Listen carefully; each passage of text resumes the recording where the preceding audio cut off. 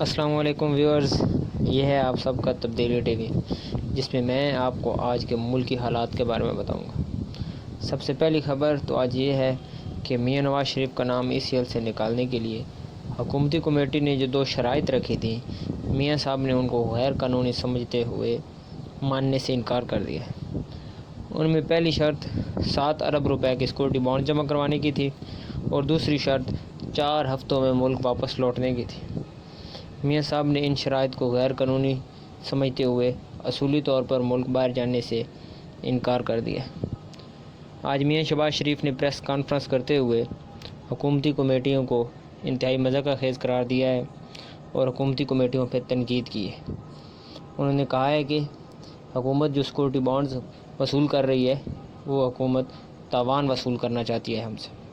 اور خواجہ آصف نے قومی اسمبلی کے اجلاس میں حکومتی کمیٹی کو آڑے ہاتھوں لیا کہ یہ چاہتے ہیں کہ میاں صاحب مر جائیں، ان کو میاں صاحب کے مرنے سے کوئی فرق نہیں پڑتا۔ اور میاں شہباز شریف نے آج اسلام آباد ہائی کورٹ میں ان شرائط کو چیلنج کر دیا ہے اور عدالت نے سماعت کل تک برخاست کر دی ہے۔ ابھی دیکھتے ہیں کہ عدالت اس کا کیا فیصلہ کرتی ہے، کیا وہ ان شرائط کو قائم رکھتی ہے اور قانونی قرار دیتی ہے یا پھر غیر قانونی قرار دیتے ہوئے میاں صاحب کو باہر جانے کی اجازت دے دے گی۔ اور آج کی دوسری اہم خبر ناظرین یہ ہے کہ مولانا فضل الرحمان نے کل دھرنا ختم کرنے کا جو اعلان کیا تھا اور انہوں نے اپنے تمام کارکنان کو پلان B شروع کرنے کی ہدایت دی تھی۔ کارکنان نے پلان B کی صورت میں ملک کی تمام بڑی شاہراہیں بند کرنی تھیں۔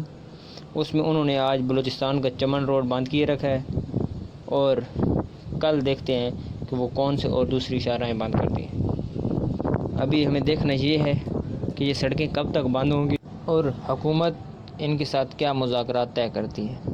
اور تیسری آج کی اہم خبر کھیل کے میدان سے ہے۔ تقریباً 10 سال بعد پاکستان میں ٹیسٹ کرکٹ لوٹنے جا رہی ہے۔ جب سے لاہور میں ٹیسٹ میچ کھیلتے ہوئے سری لنکن ٹیم پہ حملہ ہوا تھا، ان کے کچھ پلیئر زخمی ہوئے تھے اس حملے میں، تب سے پاکستان پر پابندی لگا دی گئی تھی۔ ابھی پاکستان میں جب امن کی صورت میں کرکٹ بحال ہوئی ہے تو سری لنکن بورڈ نے اگلے مہینے پاکستان میں ٹیسٹ سیریز کھیلنے کا اعلان کیا ہے، جو کہ پاکستان کے عوام کے لیے بہت خوشی کی بات ہے۔ چوتھی اور آج کی آخری خبر یہ ہے کہ پاکستان کے کچھ شہروں میں آج زلزلے کے جھٹکے محسوس کیے گئے، لیکن کسی قسم کی کوئی نقصان کی اطلاع موصول نہیں ہوئی ہے۔ آج کے لیے اتنا ہی تھا، کل ملیں گے کل کے ملکی حالات کے ساتھ۔ ہمارے ساتھ جڑے رہیے، تب تک کے لیے اللہ حافظ۔